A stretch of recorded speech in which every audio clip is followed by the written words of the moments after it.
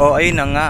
Oh, what's up mga pre? Dito tayo ngayon sa HMR Auto Auction. Bali, ito yung papa-auction nila sa online. Itong isang Diplomatic unit na BMW. Check natin guys yung loob tsaka yung makina guys ha. Let's go!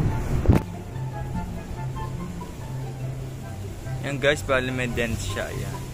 Bali maganda guys kung mag-viewing kayo guys dito sa on-site mismo ha. Kasi pag sa online kayo guys nag-viewing yung mga pictures dyan, hindi nyo agad makikita yung mga details ng unit.